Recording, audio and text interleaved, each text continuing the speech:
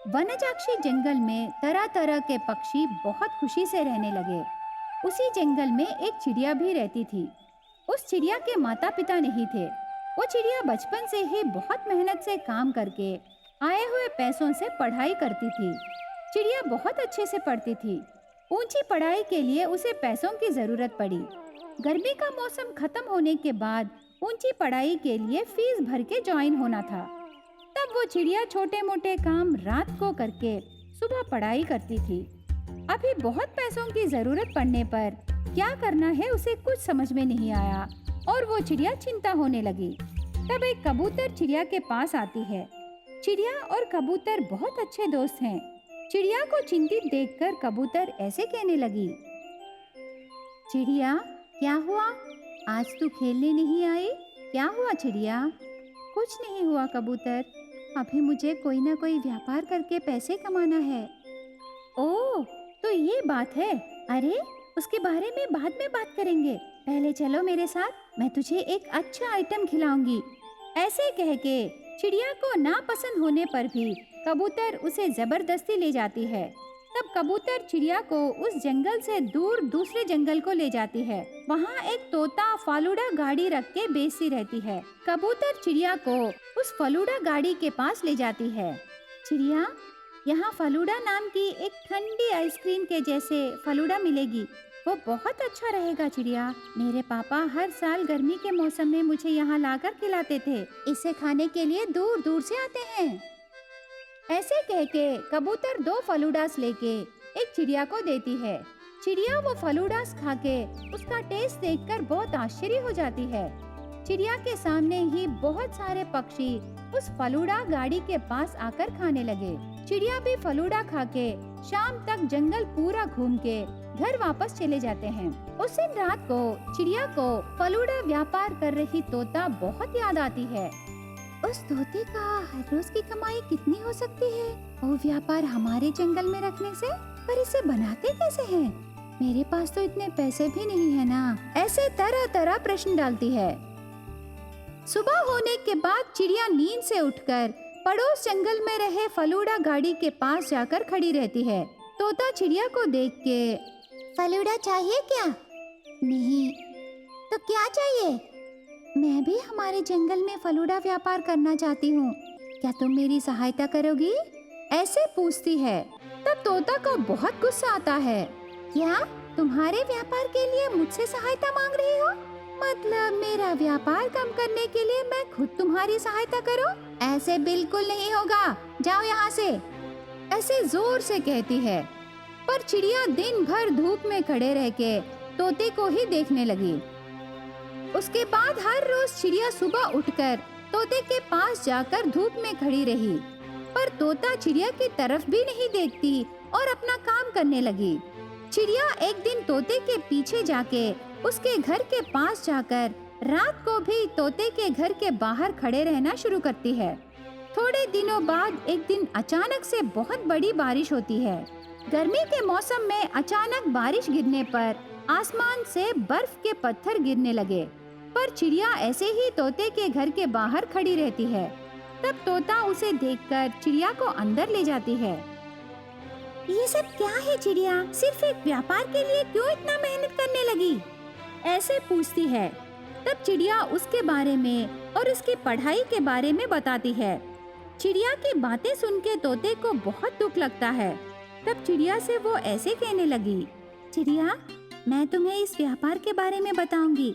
मैं तुम्हारी मदद करूंगी चिड़िया, पर तुम्हें एक काम करना होगा। तब चिड़िया बहुत खुशी से, बताओ तोता, मैं तुम्हारी हर बात मानूंगी। तुम्हारे व्यापार में से मुझे हर रोज 10% देना होगा। तू राजी होने से मैं तुम्हें जरूर मदद करूंगी। ऐसे कहती है। तोते की बात सुन के थोड़ी देर सोच के, जैसी तेरी मर्जी तोता, मैं तुम्हें हर रोज 10% दूंगी। ऐसे चिड़िया कहती है। उसके बाद तोता चिड़िया को पूरी तरह से सहायता करती है। उस जंगल में बहुत सारे पक्षी चिड़िया के पास आके फलूडा खाने लगे। बहुत जल्द फलूडा व्यापार बढ़ने लगा। हर रोज उसकी कमाई से 10% तोते को देने लगी। चिड़िया को फीस के पैसे आ जाते हैं, पर चिड़िया वो व्यापार कैसे छोड़ के जाना है सोचने लगी। तब तोता चिड़िया के पास आकर ऐसे कहने लगी, ये लो तुम्हारे पैसे, तू मुझे हर रोज 10% देती रही ना। तेरे पास ये पैसे रहने से खर्चा हो जाएंगे सोचकर मैं ये पैसे पूछी। ये पैसे ले लो और अच्छे से पढ़ो, ये व्यापार मैं देख लूंगी। इससे आए पैसों को मैं तुम्हें भेजूंगी, पर 10% मेरा है, ऐसे कहती है। तब चिड़िया हंस के तोते को दिल से कृतज्ञताएं कहकर पढ़ने चली जाती है चिड़िया। भारत देश के बीच में रहे विंध्या पर्वतों के बीच बस्तर नाम का एक घना जंगल है। उस जंगल में बहुत सारे पक्षी रहते हैं। एक दिन उस जंगल के पक्षी दूर जाकर पानी लाते समय एक चिड़िया और एक कौवा एक बड़े पेड़ के ऊपर बैठकर उन्हें देख के ऐसे बातें करने लगे। मेरे बचपन में मेरे दादाजी कहते थे कि इस जंगल में घने पेड़ों की वजह से सूरज की किरणें जमीन पर नहीं पड़ते थे। वो कह रहे थे कि उसके वजह से इस जंगल में जमीन हर समय गीला रहता था। पर अभी देखो कौवा, हमें पीने के पानी के लिए कई मीलों दूर तक जाके लाना पड़ रहा है। हाँ चिड़िया, ऐसी धूप इससे पहले कभी नहीं पड़ी। बहुत पहले ये जंगल बहुत हरा भरा था और आह्लाद वातावरण में रह के सभी पक्षियों को रहने के लिए बहुत अच्छा था। हर जगह बहती झरने और छाया देने वाले बहुत बड़े बड़े पेड़ रहते थे। इस जंगल को गर्मी के मौसम में विदेशों से भी बहुत सारे पक्षी आते थे, लेकिन अभी देखो ये जंगल कैसे हो गया। ऐसे बातें करते हैं। तब उस चिड़िया और कौवे के पास एक चील आकर उनसे ऐसे कहने लगा, ये क्या, लगता है यहाँ कोई बड़ा चर्चा हो रहा है। ऐसे चील पूछता है, हाँ चील मामा, हमारे जंगल में धूप बहुत बढ़ रही है ना, हम दोनों इसी के बारे में बात कर रहे हैं चील मामा। ऐसे कहती है। इसका कारण और कोई नहीं है, हम ही हैं। ऐसे चील कहता है। चील ऐसे कहने पर वो दो पक्षी आश्चर्य हो जाते हैं। इस धूप का कारण हम हैं? कैसे चील मामा? ऐसे पूछती है। तब चील ऐसे जवाब देने लगा,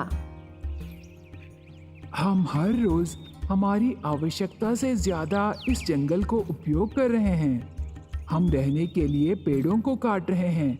एक परिवार को एक घर काफी है ना, पर हम 2-3 घोंसले बना रहे हैं। पेड़ों को रहे सारे फल तोड़कर पैसों के लिए बाहर बेच रहे हैं। पौधों को लगाना बंद करके हम पेड़ों को काट रहे हैं।